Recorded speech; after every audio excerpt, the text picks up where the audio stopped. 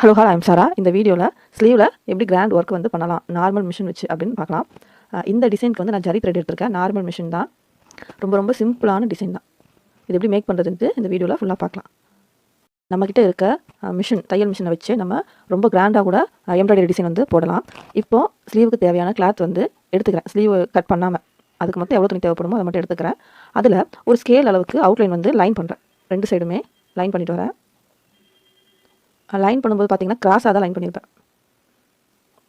இப்படி லைன் பண்ணும்போது நம்மளுக்கு சென்டரில் வந்து செக்குடு டிசைன் வந்து கிடைக்கும். இப்போ அப்படியே ஆப்போசிட் கிராஸ் அப்படி வச்சு லைன் பண்ணுறேன். கொஞ்சம் நீங்கள் அந்த ப்ளவுஸுக்கு க்ரியேட்டிவிட்டியாக ஏதாவது யோசிச்சு நீங்கள் பண்ணும்போது அந்த ப்ளவுஸுக்கு ரேட்டு நம்ம அதிகமாக வாங்கலாம். இப்போ நான் வைக்கிற இந்த ஸ்லீவ் டிசைனுக்கு நான் வாங்குகிற ரேட் வந்து 600 ரூபாய் வாங்குகிறேன். ஸ்லீவில் வந்து ஃபுல்லாக கிராண்டாக இருக்கும். நெக்கில் வந்து லைட்டாக 1 லைன் மட்டும் அந்த ஸ்டோன்ஸ் வந்து ஒட்டி விடுவேன். இப்போ வந்து செக்குடு பேட்டர்ன் வந்துருச்சு. இது வந்து ரொம்ப பெருசாக இருக்குது. அதனால் நான் 2 கோட்டுக்கும் நடுவில் ஒரு கோடு வந்து போட்டுட்டு வரேன். எல்லா பாக்ஸ்லையுமே அந்த மாதிரி சின்ன சின்னதாக பாக்ஸ் மாதிரி க்ரியேட் பண்ணுறேன்.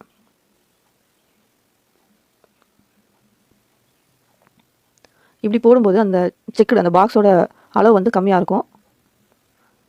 ரொம்ப பக்கமாக டிசைன் வந்து இருக்க மாதிரி இருக்கும். ரொம்ப கேப் இருந்த மாதிரி இருக்காது. அதனால் ரொம்ப நான் சின்ன சின்ன செக்குடாக நான் க்ரியேட் பண்ணுறேன் இந்த இடத்துல.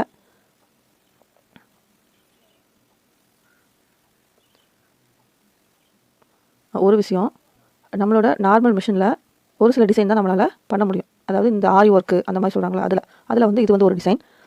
ஜரி த்ரெட் வந்து மேலே நூல் கோக்கிற இடத்துல போட்டுட்டு நீட்டில் வந்து மாட்டி எடுத்துக்கோங்க.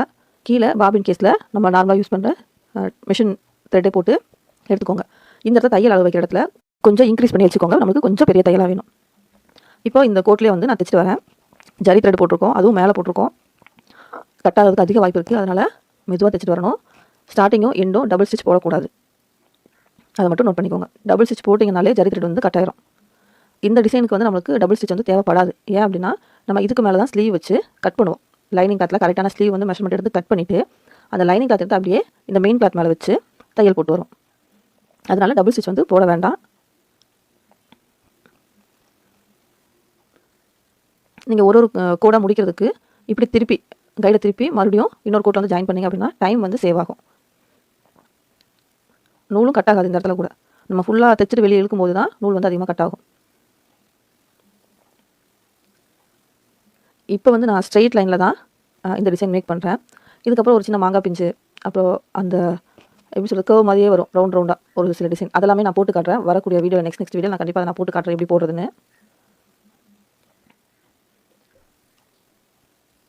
இப்போ ஒரு பக்கம் வந்து நான் கம்ப்ளீட் பண்ணிட்டேன். இனி அப்படியே ஆப்போசிட் சைடில் தைச்சிட்டு வரணும்.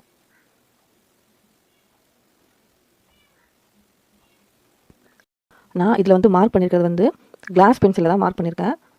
நம்ம தைக்க தான் அந்த பென்சிலோட மார்க்கிங் வந்து போகும். கரெக்டாக ஃபினிஷிங்கில் வந்து எந்த மார்க்கிங்குமே இருக்காது. எல்லாமே கிளியராக இருக்கும்.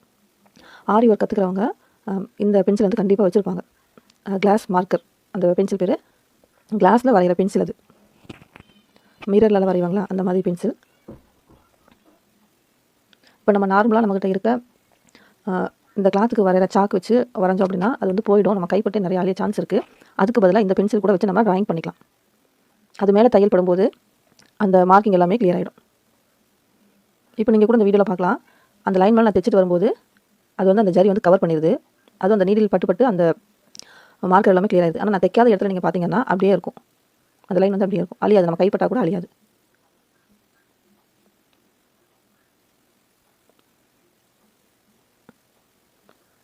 இப்போ வந்து நான் கம்ப்ளீட் பண்ண போகிறேன். இன்னும் 2 லைன் இருக்குது.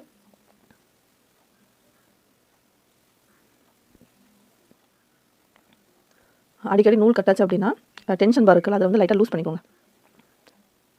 அப்படி லூஸ் பண்ணிங்கன்னா நூல் மேலேருந்து வர நூல் வந்து கொஞ்சம் ஃப்ரீயாக வரும். அப்போ கட் ஆகாது. இப்போ நான் வந்து தைச்சி முடிச்சிட்டேன்.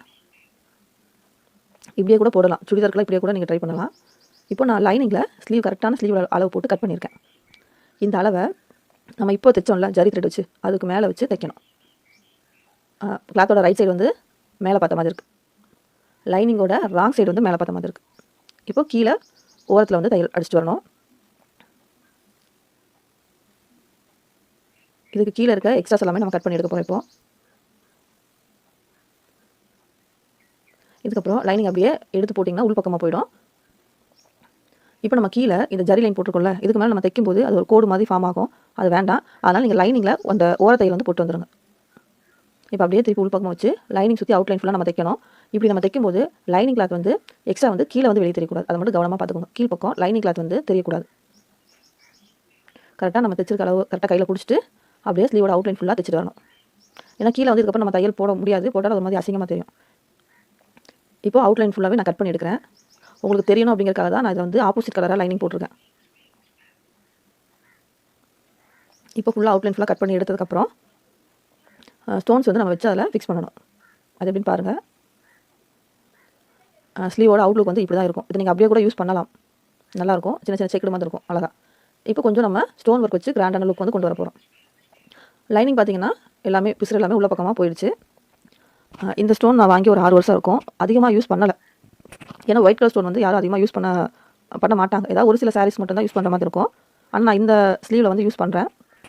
ரொம்ப வருஷம் ஆச்சு, குவாலிட்டி இன்னும் அப்படியே தான் இருக்குது. இப்போது ஃபேப்ரிக் க்ளோ எடுத்து அந்த கோடு இருக்குது பார்த்தீங்களா, 2 கோடு ஜாயிண்ட் ஆகிட இடம், அதுக்கு வெளிப்பக்கமாக லைட்டாக அப்ளை பண்ணுறேன். அந்த ஒரு பாக்ஸோட முனையில் வந்து உள் பக்கமாக க்ளூ வந்து அப்ளை பண்ணுறேன். கொஞ்சம் இப்படி அப்ளை பண்ணிவிட்டு அதுக்கப்புறமா ஸ்டோன் ஒட்டுங்க. ஒரு 10 பாக்ஸுக்கு க்ளூ வச்சதுக்கப்புறம் நீங்கள் ஒட்டினீங்க அப்படின்னா க்ளூ கொஞ்சம் காஞ்ச மாதிரி ஆகும். டக்குன்னு வந்து ஸ்டோன் வந்து நல்லா ஒட்டிக்கும். உடனே க்ளூ போட்டு உடனே ஒட்டினீங்க அப்படின்னா அது வெளியெல்லாம் கொஞ்சம் அப்படியே அப்ளை ஆன மாதிரி ஆகும். அந்த க்ளூ வந்து கொஞ்சம் அதிகமாக இருந்த மாதிரி இருக்கும், அப்படியே வெளியே தெரியும். முடிஞ்ச வரைக்கும் ஒரு 10 பாக்ஸ் இல்லை ஒரு 5 பாக்ஸ் வந்து ஃபுல்லாக வச்சதுக்கப்புறம் நீங்கள் வச்சிங்கன்னா ஃபஸ்ட்டு வைக்கிற க்ளூ வந்து நல்லா காஞ்ச மாதிரி இருக்கும். இப்போது இதே மாதிரி க்ளூ வச்சு ஃபுல் பாக்ஸையும் ஒட்டணும். கீழ் பக்கமாக கரெக்டாக வர இடம் மட்டும் ஒட்டுங்க, நீட்டாக தான் இருக்கும். இப்போ நான் வந்து ஒரு பாதி வந்து ஒட்டி முடிச்சிருக்கேன். 2 பக்கமே கோடு போட்டிருக்கேன். இது வந்து தையல்கான பகுதி உள்ளே போயிடும். அந்த இடத்துல வந்து நம்ம ஸ்டோன் ஒட்ட வேண்டாம். ஏன்னா தைக்கும்போது அந்த ஸ்டோனில் பட்டுச்சு அப்படின்னா நீடில் உடஞ்சிடும். அதனால் கரெக்டான அளவு மார்க் பண்ணிவிட்டு அதுக்கப்புறமா நீங்கள் இந்த ஸ்டோன்ஸ் ஃபுல்லாக ஒட்டி முடிச்சிருங்க. இப்போ தான் இது ஒட்டி முடிச்சிருக்கேன். பார்த்தீங்கன்னா தெரியும், க்ளூ வந்து இருக்கிறது வந்து அப்படியே தெரியும். இது வந்து ஒரு 2 மணி நேரம் நீங்கள் அப்படியே வச்சுருங்க, எதுவுமே டிஸ்டர்ப் பண்ணாமல் அப்படியே வச்சிட்டிங்க அப்படின்னா ரூமோட டெம்பரேச்சருக்கு இது வந்து காஞ்சிரும். சரிங்களா? இந்த டிசைன் வந்து நீங்களும் ட்ரை பண்ணி பாருங்கள். இப்போ ஃபுல்லாக காஞ்சிருச்சு. ஃபினிஷிங் வந்து இப்படி தான் இருக்குது. இப்போ நான் வந்து என் கையில் வச்சு காட்டுறேன் பாருங்கள். நல்லா கிராண்டான அவுட்லுக் வந்து கிடைக்கும். மறக்காமல் நீங்களும் ட்ரை பண்ணி பாருங்கள். என்னோடய வீடியோ வந்து ஃபுல்லாக பார்த்ததுக்கு ரொம்ப நன்றி. இனி வரக்கூடிய நெக்ஸ்ட் வீடியோவில் நான் இதே மாதிரி டிசைன் வைக்கிறது வந்து எப்படி நான் சொல்கிறேன். நார்மல் மிஷினில் வந்து டிசைன் எப்படி ஒர்க் பண்ணுறதுன்னு பார்க்கலாம்.